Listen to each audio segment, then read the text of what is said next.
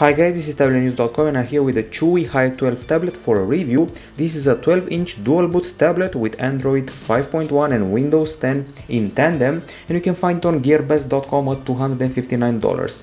It's a media consumption device that can become a laptop if a keyboard is attached, and it comes with a Cherry Tail CPU. As far as the design goes, it has a huge metal body with rounded edges, special connectors for the keyboard here. It measures only 8.9mm in thickness and it weighs a hefty 852 grams. After, let's say, 20 minutes of gaming, your hands may become tired of holding the tablet, but at least we have these big bezels to rest our thumbs on. Other than that, the build is reasonably solid, maybe aside from a small creaking part here, and I notice we have an elegant speaker design in this portion. Okay, so it comes in black or white. You can find it on Gearbest for 259 bucks. Now, if you want to talk about the display, time to go to Android and see what results we got in our tests. So this model comes with a 12-inch screen. It's an IPS LCD with a resolution of 2160 over 1440 pixels. It's got a 3:2 aspect, and it actually has the very same panel as the Microsoft Surface Pro 3. Yes, it has the exact same panel.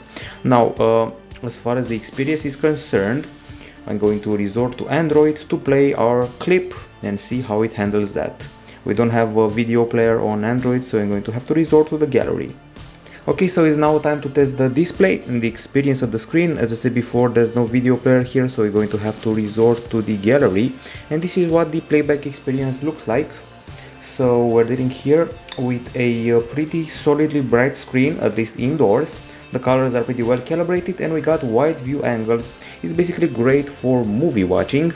The pixels are of the RGB stripes variety, and this is what the pixel setup looks like under the microscope. While the brightness is 304 lux. It's actually one of the brightest tablets from China I've tested over the past year, and it beats the Asus Transformer Book T100Chi. The settings are pretty typical on the display front, and now when it comes to the other aspects of the hardware, we're dealing here with a Intel Cherry Trail CPU. This model has the Intel Atom X5 Z8300 processor. It's a 64-bit unit, a quad-core 1.44 GHz chip with a 14nm technology. It's not exactly the latest CPU, but still pretty solid. The GPU is Intel HD Graphics Gen 8, and we also get 4GB of RAM and 64GB of storage that are divided in an interesting fashion. So on Android, let's see how much we've got. Storage.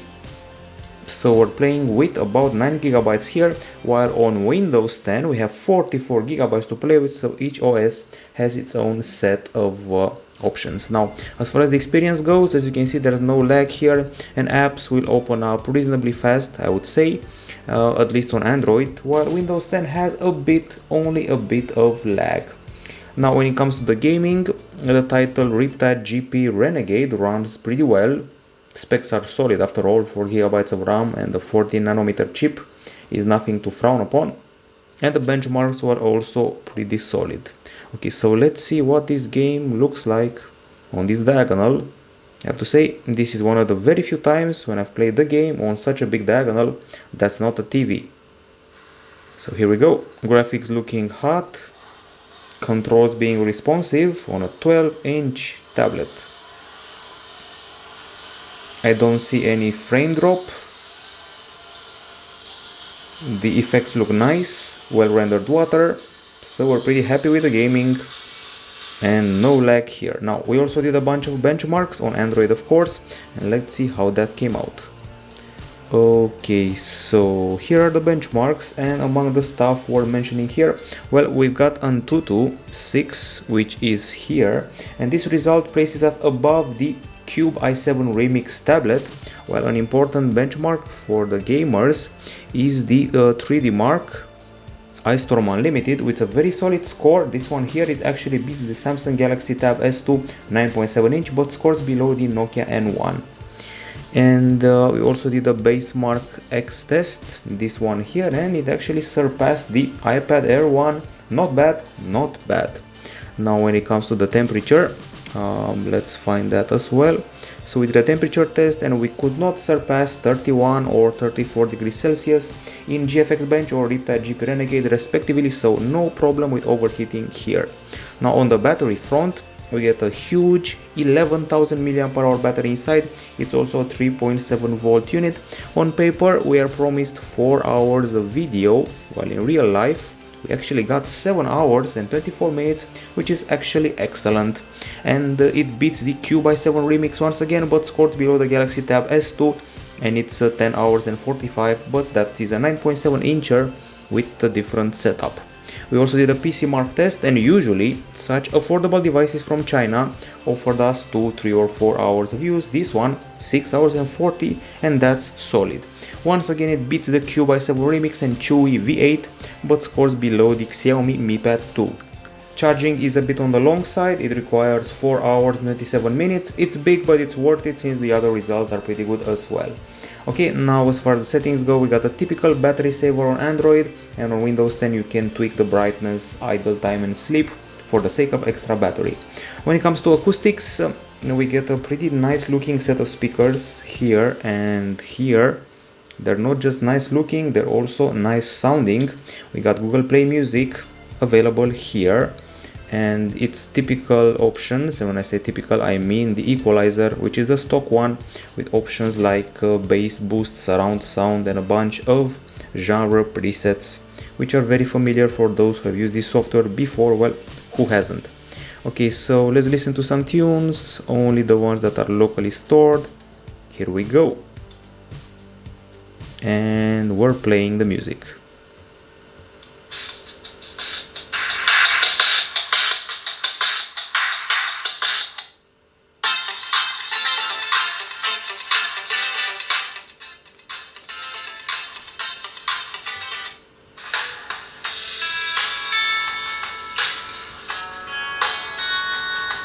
As you just heard, the speakers may be a bit deafening even, they may even bother your neighbors, but the lack of bass is pretty clear here, so that's a bit of a problem.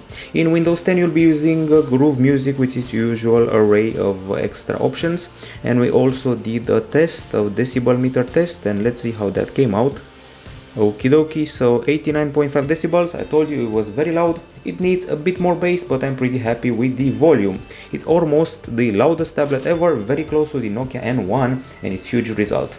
Now on the camera front, I probably don't even need to show you this. Of course, a 5 megapixel shooter at the back will not produce excellent results. We got main options here, camera and video, resolution and quality, and some extras in Windows 10. These are some samples I've taken with this camera. Of course, they're grainy, they're yellowish, not very impressive, but in the end, nobody takes pictures with a tablet that weighs almost 1 kilo. Still, the option is here, just so you know, 5 megapixel at the back, 2 megapixel at the front. Now the web browser we're dealing with here, well, we got to choose from the pre-installed one, just called browser, where we can go with Chrome, or you can go with Microsoft Edge, which is obviously very fast, and let's go to Tablet-News.com. Come on, Tablet-News.com. As you can see, a bit on the slow side, also confirmed by the benchmarks, while Microsoft Edge is certainly a better choice. Okay, so now we're going to boot into Windows so we can experience Microsoft Edge, and when that happens I'm going to talk a bit about the connectivity. So on the connectivity front, I want to show you we got a full array of options here. We got the audio jack, we got the USB 2.0 full port, USB 3.0 full port, micro USB for the charging, we got a micro SD card slot, and guess what? We even have an HDMI port here. It's a micro HDMI, just so you know. We also have a microphone, and you can use this port for charging. So we're totally covered up on the connectivity front. I'm actually very happy with the way the connectivity is provided here on the Chuwi Hi12. And of course we got the connectors at the bottom used to pair up a keyboard, and we're on Windows now, so I promise to show you some Microsoft Edge action, but have to input my password first. Here we go.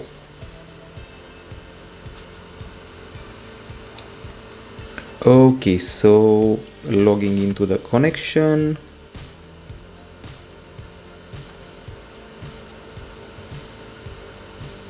Getting into Edge.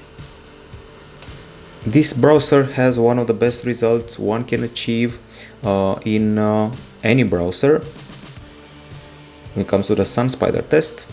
Okay, let's trigger the keyboard and go to Tablet-News.com. I have a feeling that the virtual keyboard in Windows is better spaced than the one in Android. Maybe just me. So here we go, Tablet-News.com loading up. Told you before, there is a bit of lag happening here.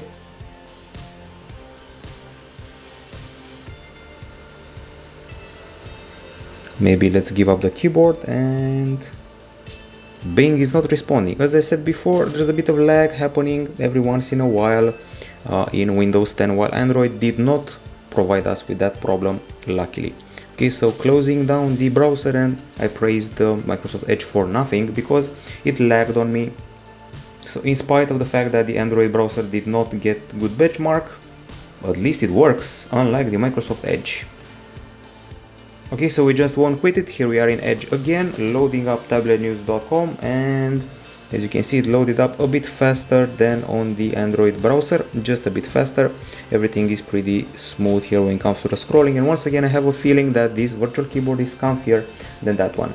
Anyways, if you really want 3G on the tablet, you can use an external dongle, no problem. And when we tested the speed test, we achieved 21 Mbps in Wi-Fi downloads. Now when it comes to the software, this is Windows 10, the typical Windows 10 with all the apps available here. We got Cortana on hand, we got Microsoft Edge, we got multiple desktops to work with, we got the Windows Store and all of its apps, we got the folders and the options to install exe files. You can connect an USB stick, a mouse and keyboard, have a go at this, and install all your favorite applications, those from the store, search the web and Windows. This is the pair of apps you get here. You can also play with Office, Excel, Windows, and I mean PowerPoint, Excel and Word. Got Groove Music and movies, and the usual selection of apps which you can see here, Cortana included. Now this is the Windows 10 package, you're familiar with it. We get here a bunch of more options to play with, the keyboards. This is the Action Center, which lets you select or deselect a variety of toggles. This is the settings area with a lot to tweak. And now we switch over to Android to see what version we're getting there. I'll tell you from the start, it's Android 5.1 Lollipop. And I'm wondering why they went with this release of Android instead of a newer one. So basically the Windows is new, but the Android is old. It's a strange combo, but still it's a functional combo. So here we are in Android again. As you saw before, you just have to press a single button and you switch to Windows or Android. That's what the dual boot setup of the Chuwi Hi12 is. And on Android we get the typical carousel for multitasking, and you swipe to the side to close the apps. You also get your typical and stock widgets. In this case, there's the drop down area that includes these quick settings and also notifications, and these are the home screens. Everything is typical here. Speaking of typical, the pre-installed apps, we got the stock ones, we got Chrome, we got Gmail, we got File Manager and Gallery, Music, and Play Games and Play Music. So all the stock stuff, there's no bloatware here, luckily. So that's what the experience is all about. One important thing to mention on this device is the fact that on Windows 10 it cannot be reinstalled properly from the recovery because you may brick the Windows mode of the slate. However, in case you brick it by recovery and reinstallation, there's always the Chuwi forum with an Android and Windows image to save the day.